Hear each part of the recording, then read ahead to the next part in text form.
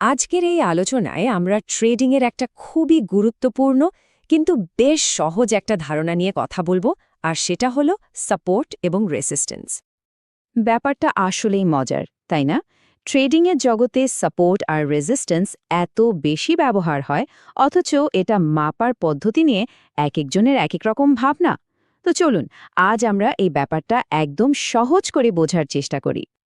তো সবার আগে আমাদের বুঝতে হবে সাপোর্ট আর রেজিস্ট্যান্স ট্রেডিংয়ের জগতে এতটা গুরুত্বপূর্ণ কেন। যদিও আমরা একটু আগেই দেখলাম যে এর ব্যাখ্যা নিয়ে অনেক মত আছে। এই কনসেপ্টটা বোঝার সবথেকে সহজ উপায় হল একটা ঘরের কথা ভাবা। হ্যাঁ, একটা ঘর যার মেঝে আর ছাদ আছে। এই উপমাটা ব্যবহার করলে মার্কেটের বাধাগুলো বোঝাটা একদম জলের মতো সোজা হয়ে যায়। আচ্ছা, প্রথমে রেজিস্ট্যান্স নিয়ে কথা বলা যাক।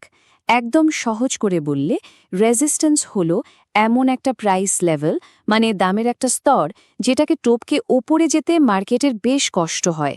ওই যে ঘরের উপমাটা দিলাম, সেটার মতো করে ভাবলে এটা হলো ছাদ বা সিলিং, দামটাতে ওপরে যেতে বাধা দেয়। আর রেজিস্ট্যান্সের ঠিক উল্টো জিনিসটাই হলো সাপোর্ট। সাপোর্ট হলো দামের এমন একটা লেভেল যার নিচে মার্কেট সহজে নামতে পারে না।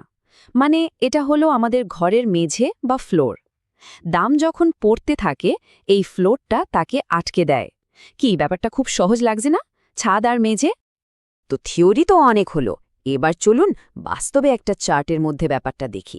যখন মার্কেট ওপরের দিকে যায়, মানে আপট্রেন্ডে থাকে, তখন এই সাপোর্ট আর রেজিস্ট্যান্স কিভাবে কাজ করে সেটা দেখলেই সব পরিষ্কার হয়ে যাবে। কিন্তু প্রশ্ন হলো, একটা চার্টে এই লেভেলগুলো ঠিক কিভাবে তৈরি হয়? আচ্ছা চলুন তাহলে একদম স্টেপ বাই স্টেপ পুরো ব্যাপারটা দেখে নেওয়া যাক। দেখুন, মার্কেট যখন ওপরের দিকে উঠতে শুরু করে, একটা পয়েন্টে গিয়ে তো সেটা থামে, তাই না? ওই যে সর্বোচ্চ পয়েন্টে পৌঁছালো, ঠিক সেই জায়গাটাতেই তৈরি হয় প্রথম রেজিস্ট্যান্স লেভেল, মানে আমাদের সেই ছাদ। তারপর কি হয়? মার্কেট একটুখানি নিচে নেমে আসে, যেটাকে আমরা বলি পুলব্যাক। এই পুলব্যাকের সময় দামটা যে সর্বনিম্ন বিন্দুতে এসে ঠেকে, ঠিক সেখানেই তৈরি হয় সাপোর্ট লেভেল, অর্থাৎ আমাদের সেই মেঝে। আপট্রেন্ডের আসল মজাটা কিন্তু এইখানেই। দেখুন, মার্কেট কিন্তু থেমে থাকে না, এটা আবার উপরে উঠতে শুরু করে, আর আগেরবারের যে হাই পয়েন্টটা ছিল সেটাকেও ছাড়িয়ে যায়, আর এভাবেই তৈরি হয় একটা নতুন আরও উঁচু রেজিস্ট্যান্স লেভেল। আর ঠিক একইভাবে যখন আবার পুলব্যাক হয়, তখন একটা নতুন সাপোর্ট লেভেল তৈরি হয়, যেটা আগের সাপোর্টের চেয়ে উঁচুতে থাকে। এই যে পরপর উঁচু রেজিস্ট্যান্স আর উঁচু সাপোর্ট তৈরি হচ্ছে, এটাই কিন্তু আমাদের বলে দেয় যে মার্কেট একটা শক্ত আপট্রেন্ডে আছে। তার মানে আমরা কি দেখলাম?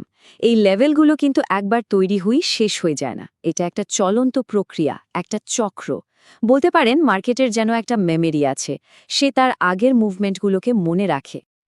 তো মোদ্দা কথা হলো, মার্কেট সময়ের সাথে সাথে যতই ওঠানামা করে, ততই এই সাপোর্ট আর রেজিস্ট্যান্স লেভেলগুলো তৈরি হতে থাকে। এটা অনেকটা প্রাকৃতিক ছন্দের মতো চলতেই থাকে। চলুন পুরো ব্যাপারটা একবার চটজলদি রিভিশন দিয়ে নিই। একটা আপট্রেন্ডের চক্রে মূলত 4টে ধাপ থাকে। 1. মার্কেট ওপরে ওঠে। 2. যে হাই পয়েন্টটা তৈরি হয় সেটা হলো নতুন রেজিস্ট্যান্স। 3. মার্কেট একটু নিচে নামে, মানে পুল ব্যাক করে। আর 4. যে লো পয়েন্টটা তৈরি হয় সেটা হলো নতুন সাপোর্ট। ব্যাস, এই সহজ চক্রটাই আপট্রেন্ডকে সামনে এগিয়ে নিয়ে যায়। আমরা তো দেখলাম সাপোর্ট আর রেজিস্ট্যান্স কিভাবে তৈরি হয়, কিন্তু একটা প্রশ্ন থেকে যায়। কি হবে যখন এই শক্ত মেঝে বা ছাদ হুট করে ভেঙে যায়? মার্কেটে তখন কি হতে পারে? এটা কিন্তু একটা দারুণ ইন্টারেস্টিং প্রশ্ন, আর এটাই আমাদের পরের আলোচনার বিষয়।